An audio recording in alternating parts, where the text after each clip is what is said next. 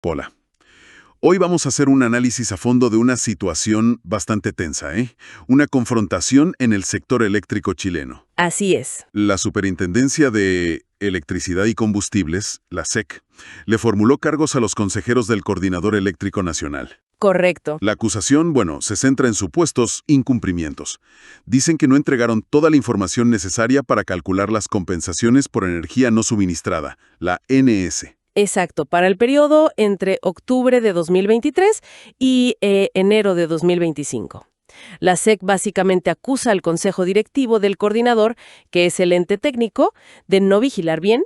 De no vigilar que se entregaran esos datos. Eso mismo, que no cumplieron su deber de vigilancia según varias normativas. Pero lo que realmente está dando que hablar es la respuesta del Consejo.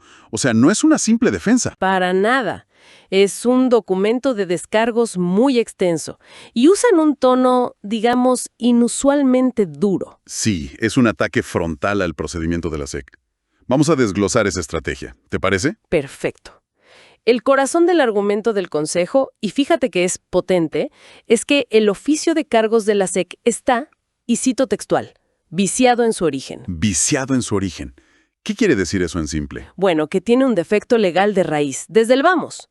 Ellos sostienen que la SEC dio por hecho que el coordinador, la entidad operativa, incumplió sus deberes. Ajá. Pero, y aquí está el punto clave, sin haber hecho antes un proceso formal, legal, contra el propio coordinador para demostrar ese incumplimiento. O sea, como empezar la casa por el tejado.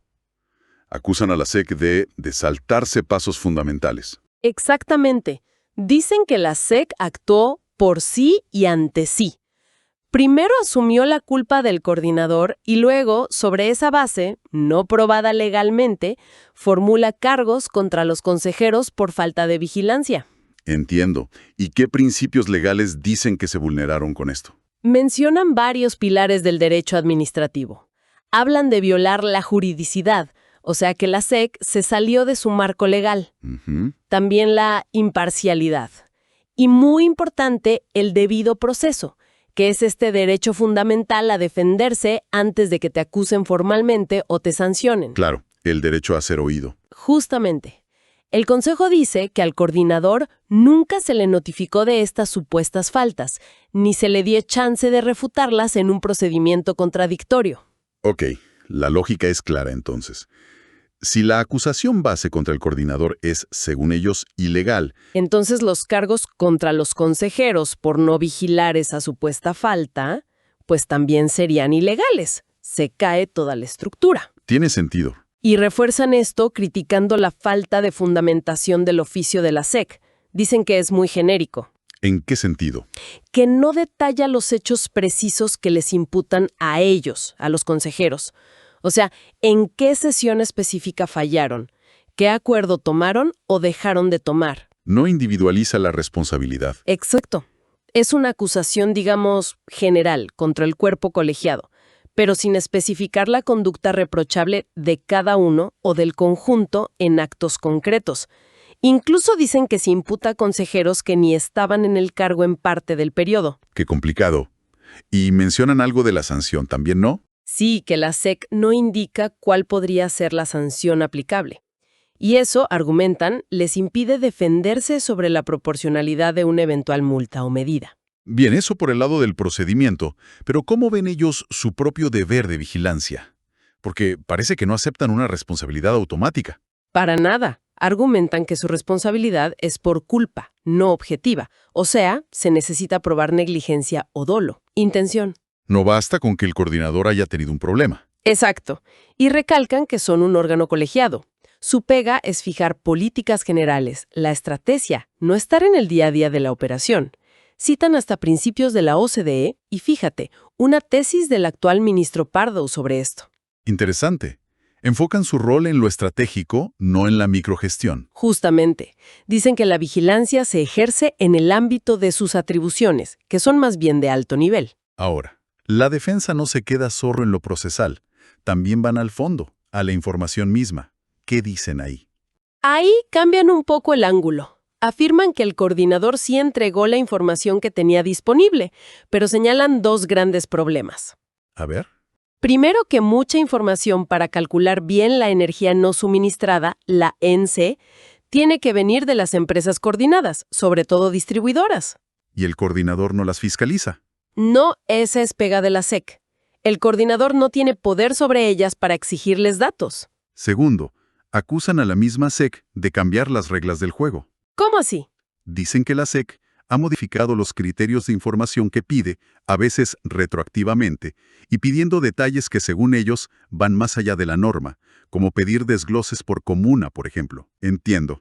Entonces, parte del argumento es, ojo, la responsabilidad también está en las empresas que no entregan datos y en la propia SEC por cambiar criterios y no fiscalizar a esas empresas. Precisamente, redirigen la responsabilidad y le suban un elemento más, que es un contraataque directo. ¿Qué sería eso? Mencionan un informe reciente de la Contraloría General de la República, el número 64 de 2025. Ajá. Según el Consejo, ese informe detectó múltiples deficiencias en la gestión de la SEC y hasta ordenó un sumario interno. La insinuación es bastante clara, ¿no? Sí, como diciendo, quizás la SEC tiene sus propios problemas y está desviando la atención. Algo así parece sugerir, y la movida final, para rematar esta estrategia tan confrontacional, Fue llevar esto a otra instancia. exacto. El 11 de julio pasado, el coordinador denunció este oficio de cargos de la SEC ante la Contraloría, pidiendo que la Contraloría declare ilegal el oficio de la SEC y que fiscalice a la superintendencia por este actuar. O sea, escalaron el conflicto totalmente. Queda clarísimo que el Consejo no se anduvo con chicas. La respuesta fue muy dura. Una defensa que no solo rechaza los cargos, sino que acusa al regulador de actuar mal ilegalmente y hasta de tener problemas internos. Sí, es una estrategia en varios frentes. Primero, intentar demoler la base legal del proceso.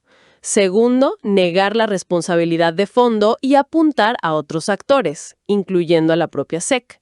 Y tercero, cuestionar la legitimidad del acusador con lo de la Contraloría. La denuncia a Contraloría busca un árbitro que les dé la razón, supongo. Claro, busca una validación externa y pone más presión sobre la SEC. Sin duda, esto va mucho más allá de un simple intercambio de oficios.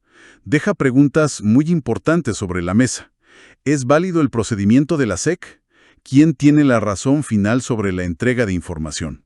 Y más en general, sobre cómo deben relacionarse las entidades técnicas autónomas con sus fiscalizadores. Es un choque institucional fuerte. Y la pregunta final que queda flotando es cómo impactará toda esta disputa en el cálculo de las compensaciones que eventualmente lleguen o no a los usuarios. Exacto. Una situación compleja y con posibles consecuencias importantes. Habrá que seguirla muy de cerca. Definitivamente. Un tema para no perderle la pista. Bueno, lo dejamos hasta aquí por hoy. Hasta la próxima.